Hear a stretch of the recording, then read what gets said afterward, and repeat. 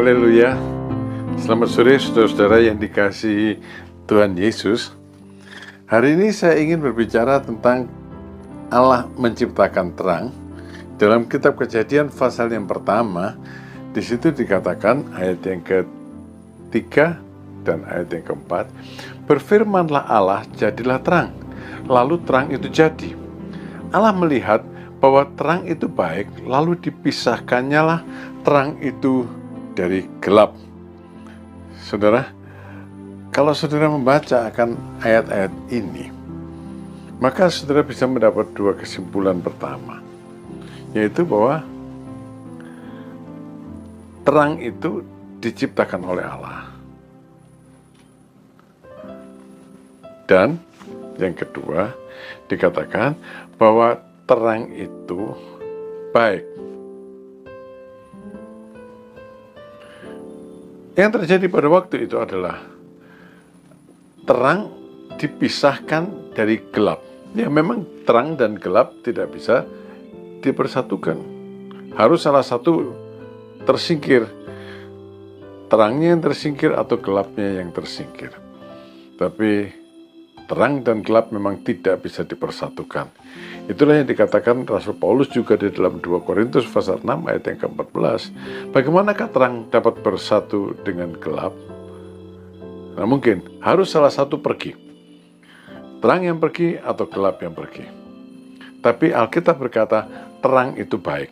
Allah berkata bahwa terang itu baik. Gelap tidak dikatakan baik. Sebab gelap itu adalah keadaan tanpa terang. Gelap menggambarkan keadaan yang putus asa, tanpa pengharapan, kacau. Saudara-saudara, karena itu gelap harus disingkirkan. Satu-satu yang bisa menyingkirkan gelap adalah terang. Gelap ini menggambarkan kehidupan manusia di dunia ini. Kelam kabut menutupi bangsa-bangsa, kata Nabi Yesaya. Tapi terang Tuhan terbit di dalam Tuhan Yesus.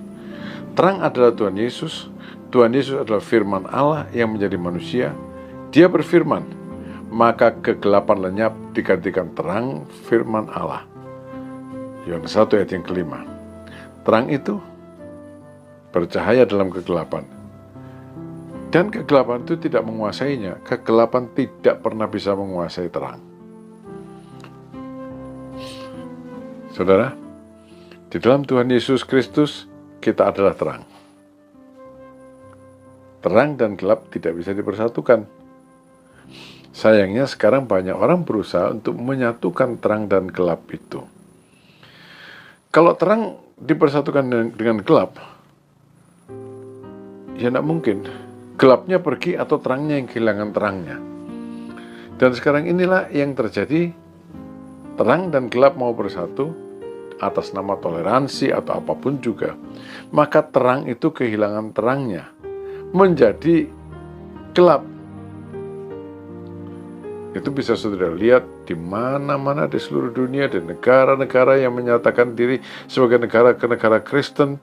Saudara melihat bahwa mereka sekarang ini, meskipun kalau ditanya Kristen, kehidupannya tidak menyatakan kehidupan terang. Tak bisa dibedakan, saudara.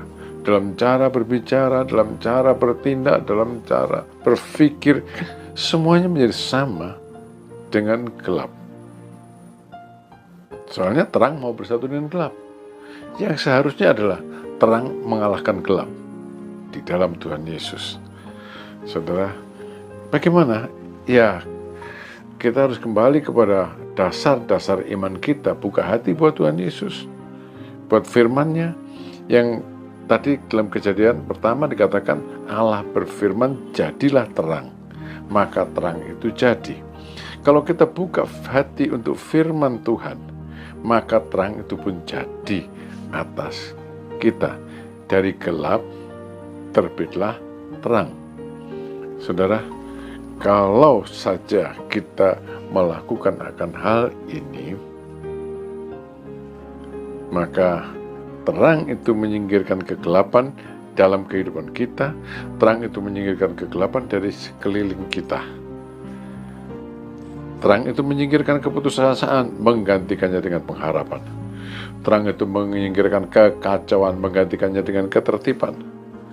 Terang itu menyingkirkan situasi tidak mengenal Allah, menjadi situasi di mana orang akrab dengan Allah, memiliki pengetahuan tentang Allah.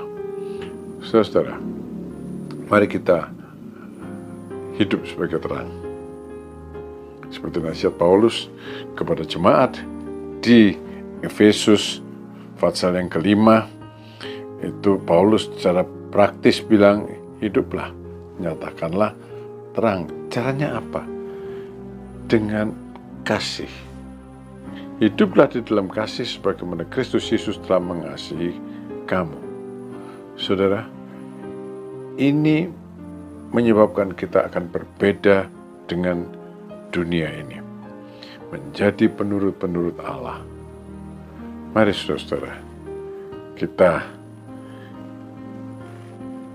jadi terang.